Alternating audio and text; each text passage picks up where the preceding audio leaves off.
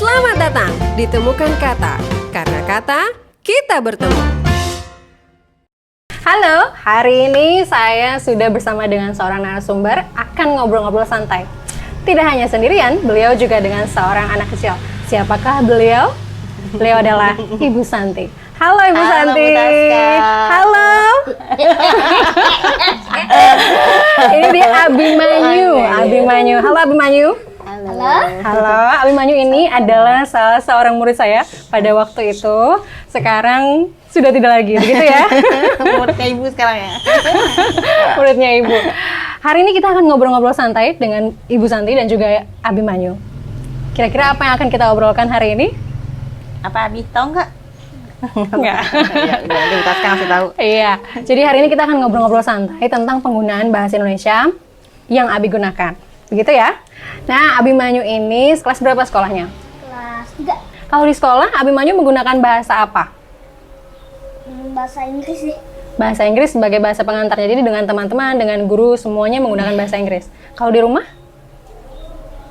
Di rumah pakai bahasa Inggris atau enggak Indonesia, tapi lebih sering bahasa Indonesia. Lebih sering bahasa Indonesia. Kenapa lebih sering bahasa Indonesia? Soalnya di sini dikit yang bisa bahasa Inggris. Jujur ya. Jujur. Baik, Jadi nggak kacang apa-apa. hijau. Nah, sekarang saya mau ke Bu Santi. Ibu kenapa memutuskan untuk menggunakan bahasa, lebih dari satu bahasa dengan Abimanyu? Oke, pertama karena bahasa Inggris tuh kan ini berarti bahasa lain ya, bahasa pokoknya bahasa Indonesia. Bahasa Inggris itu salah satu basic life skill buat saya. Why? Karena untuk menyerap dunia, hampir semua informasi disajikan dengan bahasa Inggris. Gitu, apa namanya? Ya itu sih sebagai bahasa utama dunia ya, nanti ya bagaimana dia menyerap informasi segala macam gitu, agar dia juga bisa memahami apa yang disampaikan. Gitu sih. Nah, Abimanyu ini yang saya tahu tidak punya adik, begitu kan ya? Tidak punya kakak juga ya, Abi ya? Kalau di rumah Abi main sama siapa dong? Sama ibu sih. Sama bapak. Sama bapak. Lagi masih lagi. Waktu lebih kecil. Ada tambahan. Sekali sama. Iya, bilang aja Mas Bu. Sama sepupu. Sama sepupu. Ada mitos yang menyebutkan bahwa anak laki-laki, anak tunggal, mengalami keterlambatan penguasaan bahasa daripada anak perempuan. Bagaimana menurut Bu Santi? Kalau saya malah baru tahu nih mitos itu. Sebelumnya malah nggak tahu. Tapi tidak terjadi sih di saya. Kalau ditanya sebabnya lebih karena rangsangan yang cukup ekstensif. Jadi dari kecil, dari bayi pun bahkan saya selalu ngajak ngobrol Abi. Saya, suami, dan kebetulan di keluarga ini juga orangnya pada senang ngobrol gitu. Jadi saya tidak menemukan Abi lambat dalam menguasai bahasa. Dan itu sih ya, kalau boleh berbagi tips, rangsanglah gitu, diajak ngobrol, dibacaan dongeng segala macam. Soalnya kalau itu dibalikin ke mitos, kebetulan yang saya ketahui teman saya punya anak perempuan, sempet kalau dia kasusnya keterlambatan bicara sih, speech delay. Cuman kan ini erat kaitannya dengan penguasaan bahasa ya. Itu ditemukan ternyata dia di rumah lebih sering sama eyangnya, dan eyangnya seringnya nonton TV saja. Jadi memang jarang mengajak bicara kayak gitu. Nggak bisa menyalahkan juga sih, mungkin karena memang udah sepuh kan, pengennya udah agak rehat sejenak. Jadi begitu teman saya found out, dia resign, dan akhirnya dia mengasuh anaknya lagi secara dominantly. Sekarang anaknya sudah oke aja, nggak pernah, kalau nggak ceritain saya malah nggak tahu dia sempat mengalami speech delay gitu sih.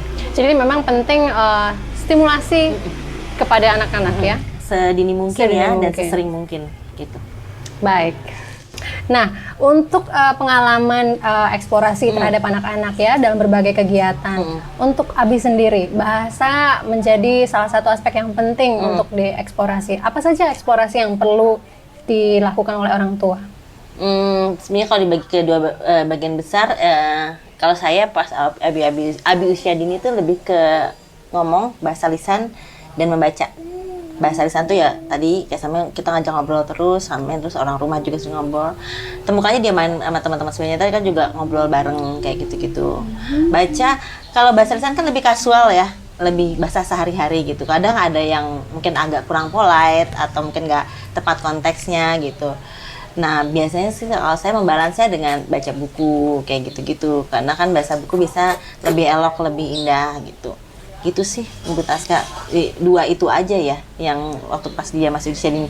Tentunya pas makin dia makin besar, ya makin sering bertemu orang, makin sering. Saya juga kadang-kadang saya dari itu emang biasain dia juga kalau misalnya kita misalnya suka ke restoran atau apa, Abi mau request nambah, Abi ngomong sendiri.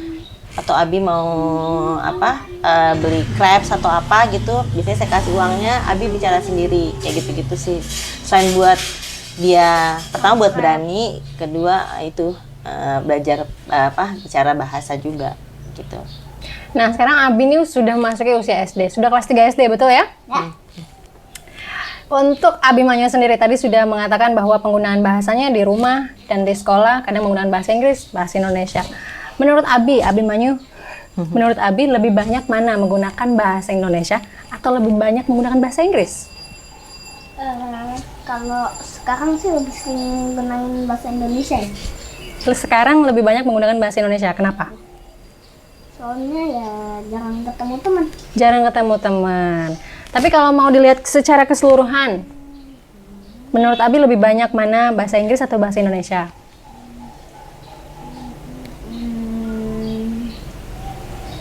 Bahasa Indonesia sih. Bahasa Indonesia. Nah, menurut Bu Santi, bagaimana Abi atau kita sebagai orang dewasa membuat penggunaan bahasa ini seimbang? Lebih balance gitu ya. Iya. Saya tuh sebenarnya tidak pernah ada intensi untuk bagaimana menyeimbangkan. Ya, buat saya bahasa itu menjadi berguna kalau emang diaplikasikan kan. Jadi kalaupun nanti dia misalnya diajak ngomong bahasa Inggris, dia tahu bagaimana merespon dan bagaimana menanggapinya gitu. Jadi kalau misalnya tadi kayak Abi sampaikan di rumah bahasa Indonesia, terus buat dia misalnya saya merasa ada bahasa, misalnya lagi baca buku ada bahasa Inggris yang dia nggak ngerti atau apa gitu, Pak, aku biasanya diskusi sama suami, Abi kita coba ini ajak ngomong bahasa Inggris lebih sering nih, lately nih mungkin dia jarang ketemu temennya kayak gitu aja sih. Cuma sebenarnya untuk membuat balance benar-benar nggak ini ya, maksudnya saya nggak terlalu memfokuskan situ. Sejauh yang saya lihat, Abi maksudnya masih bisa menanggapi dan bagaimana menyampaikan maksudnya dengan baik dan bisa dimengerti sih gitu loh. Bahasa Inggris juga dia bisa, bahasa Indonesia juga dia bisa gitu. Kalau ada kasus-kasus tertentu, misalnya ada anak-anak seusia Abimanyu yang kecenderungan menggunakan bahasanya lebih condong kepada salah satu bahasa, misalnya bahasa asing, bahasa Inggris atau bahasa asing lainnya, dan bahasa Indonesia, lebih condong kepada salah satu penggunaan bahasa misalnya. Menurut Bu Santi sendiri, bagaimana orang tua menyikapi itu? Buat saya sejauh itu tidak menimbulkan masalah ya. Waktu dulu ada yang case temannya Abi, waktu kecil dia ulang tahun, dia diajak ngomong bahasa Indonesia dia nggak tahu, itu trouble menurut saya, masalah. Tapi kalau misalnya emang tidak masalah, dia bisa pakai ini, dia bisa menanggapi, ya bingung-bingung dikit kalau bukan bahasa ibu wajar lah gitu kan, pasti kasih tahu. Cuman kalau tidak ada masalah yang esensial, nggak apa-apa juga gitu loh. Yang penting anaknya bisa maksudnya survive gitu, dia di mana nanti dia bisa menanggapi, ditaruh di mana juga dia bisa paham ininya maksud bahasanya gitu sih. Berarti orang tua perlu memberikan stimulasi kepada anak agar anak-anak ini dapat berinteraksi dengan lingkungannya. Begitu Sangat ya? perlu. Sangat perlu. Nah, untuk penggunaan bahasa yang kadang-kadang kita tidak inginkan pada anak-anak seusia Abimanyu. Kita menahan berbagai macam informasi juga tidak mungkin. Dia menonton TV, membaca internet dan YouTube, segala macam gitu-gitu ya. Ada saja pasti penggunaan bahasa yang tidak sesuai dengan usianya misalnya. Bagaimana kita sebagai orang tua atau orang dewasa memperbaiki itu? Oke, kalau dalam pengalaman saya, kalau Abi kadang ngomong yang kita rasa kurang tepat gitu, kalau tanpa disengaja, biasanya kita akan langsung koreksi. Kita kasih tahu makna kata itu dan bagaimana menggunakannya, konteks penggunaannya. Dan saya dan bapaknya selalu menyampaikan sih, kalau misalnya emang belum paham artinya, better jangan diomongin. Tapi dia selalu bisa nanya ke kita maksudnya apa. Kayak tadi pagi hari ini tuh dia nanya tentang jahanam karena saya habis lihat email dan ada blogger yang nulis tentang review film tentang jahanam gitu. Dia tadi nanya jahanam tuh area ya Bu gitu. Terus bapaknya sempat bilang, bukan area, ntar nih jahat nak, keji, bengis gitu. Tapi mungkin berkaitan dengan area itu kejam gitu. Cuman belum tahu sih ibu juga karena belum nonton filmnya. Begitu aja sih, lebih disampaikan maksudnya, bagaimana menggunakannya gitu. Nah, ketika sudah berulang, misalnya ada proses yang berulang, itu kan baru misalnya sekali atau 2 kali. Ketika itu sudah berulang kali, apa yang perlu kita lakukan sebagai kasih tahu lagi. Soalnya saya berprinsip gini loh, kita aja yang gede making mistake many times gitu, apalagi anak-anak kan gitu loh. Ya repeating, di reinforce. One day ada satu titik di mana dia akan sadar gitu loh. Dan sejauh pengalaman kami juga nggak pernah sampai berkali-kali banget gitu. Ya mungkin 3-4 kali kita suka kasih tahu lagi gitu aja sih. Berarti memang memberikan pemahaman kepada anak-anak bahwa kata tersebut artinya seperti ini digunakan dalam konteks yang seperti apa. Baik. Satu tambah lagi, maksudnya ya biar menambah kepekaan mereka. Kadang-kadang ada kata yang buat mungkin kalau brengsek jelas lah ya, misalnya atau jahanam tuh. Misalnya kayak kata anjing. Si orang mau ngomong kata anjing dalam konteks yang biasa sama maaf anjing loh, itu kan bisa. Nah itu saya bisa ngasih tau ke Abi gitu loh. Satu kata mungkin artinya nggak akan gimana, tapi kalau kamu konteks menggunakannya ini dia bisa memberi makna berbeda loh, nah gitu sih. Nah, pada saat menggunakan kata-kata yang seperti tadi misalnya, apa yang seharusnya kita lakukan sebagai orang dewasa untuk kasus yang seperti itu? Untuk memperbaikinya? Kalau yang misalnya dalam yang case tadi anjing, Abi nggak pernah, tapi dia suka dengar tuh. Nah, ya itu saya sih sebenarnya sama aja, balik lagi. Saya jelaskan maknanya, konteksnya.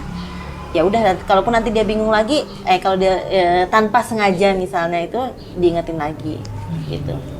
Itu aja sih. Gitu aja ya.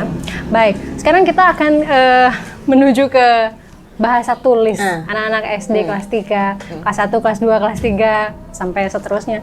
Mungkin pada usia Abimanyu sekarang banyak saya temukan juga anak-anak menggunakan bahasa tulis dalam bahasa Indonesia, tapi dengan cara berpikir bahasa asing, bahasa Inggris dalam kasus ini. Untuk Abimanyu sendiri, saya tahu Abimanyu menulis dalam bahasa Indonesia dengan konsep bahasa Indonesia. Bagaimana Abimanyu mendapatkan stimulasi menulisnya?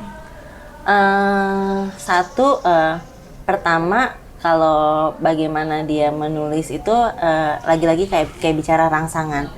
Ya dulu saya sempat memberikan dia merangsang dia cuman nulis tentang hari ini kejadian singkat-singkat aja gitu loh. Itu bisa dalam bahasa Indonesia atau bahasa Inggris gitu. Itu tipsnya satu yang menurut saya cukup penting, dirangsang lagi. Terus yang kedua, baca buku. Dia bisa membedakan, maksudnya saya makanya orang tua kadang memilih buku tuh, dalam memilih buku juga dilihat lagi, ada buku yang translasinya juga kan nggak baik ya. Nah itu biasanya saya nggak pick buat Abi, mendingan bahasa Indonesia biasa aja, sederhana, tapi memang dalam frame of reference bahasa Indonesia. Betul. Gitu loh. Kalau bahasa Inggris ya bahasa Inggris gitu. Sesekali saya juga pernah bilang kayak misalnya kadang saya baca ada juga sih pernah nggak sengaja di buku yang translasinya nggak bagus gitu. Ya saya bilang sama Abi, aduh ibu nggak suka nih bacanya, kalau translasinya nggak enak, jadi nggak enak aja dimengerti kayak gitu. Orang tua mesti involve banget sih juga ya untuk melihat buku apa ini, dan ya again nggak ada yang tahu anak kita selain orang tuanya kan gitu. Dilihat aja nih anaknya lagi kemana nih ininya, condongnya gimana gitu. Baik, Abimanyu, menulis dalam bahasa Indonesia menurut Abimanyu sulit atau mudah? Mudah sih kalau udah bisa ya. Kalau udah bisa mudah. Kalau belum bisa? Belum bisa mungkin agak susah. Agak susah. Menurut Abimanyu apa sih hal-hal yang perlu diperhatikan dalam menulis, misalnya menulis cerita? Yang kenceng nak. Untuk tanda baca, Oh, baik. Momok banget. kapital, Huruf kapital.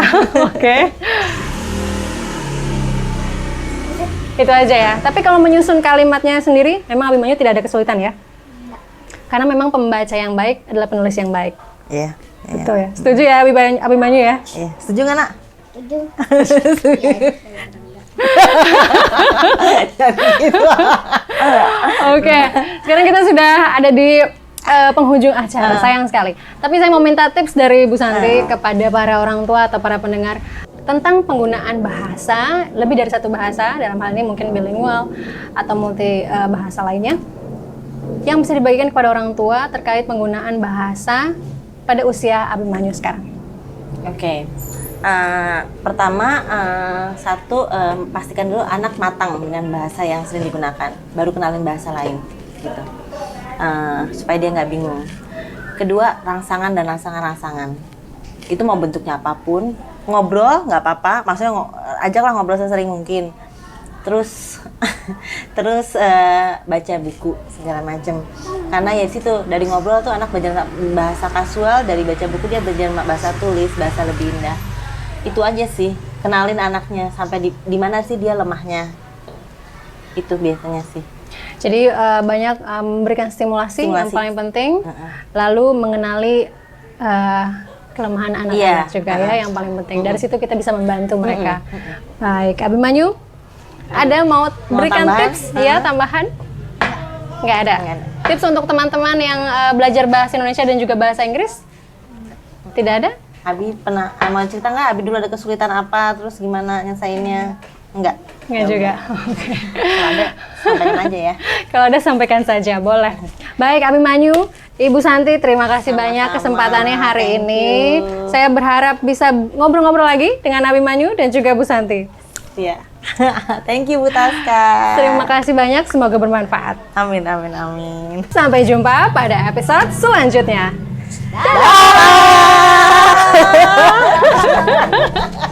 Sampai bertemu lagi di Temukan Kata, karena kata kita bertemu.